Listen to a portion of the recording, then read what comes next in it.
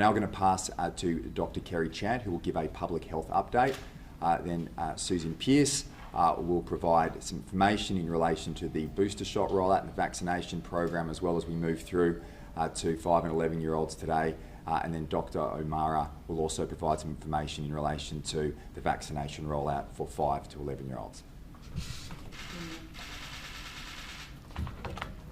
So today we have around 2,030 COVID cases admitted to hospital, with 150 people in intensive care, 47 of whom require ventilation.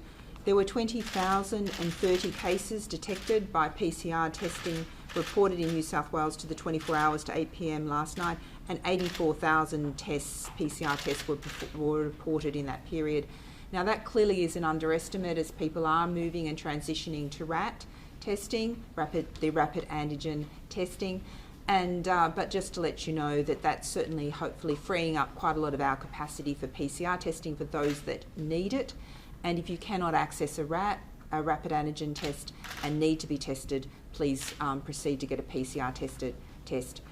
One of the key issues, we just want people to be linked with care. So if you fall into the categories where you're unvaccinated, you're pregnant, you have chronic underlying medical conditions, please don't delay getting a COVID diagnosis.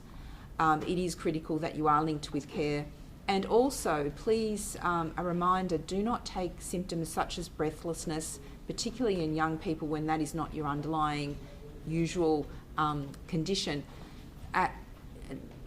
without taking that very seriously. And I think you've heard before from some of our intensivists and respiratory physicians that we don't expect young people to get breathless or dizzy, and that's a sign that you really need to escalate your care. Sadly, we're announcing the deaths of 18 people, 6 women, 11 men and a child aged under 5. And the child from southwestern Sydney died at home and had significant underlying health conditions. And a man from his 30s from eastern Sydney died at Prince of Wales Hospital. Can I just express my sincere condolences for those that have lost their loved ones.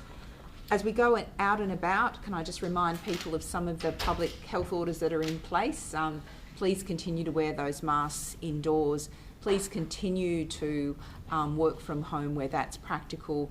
Please also take those reasonable steps to limit your interactions within your to broader social networks. So keep those household gatherings in smaller than you'd normally have.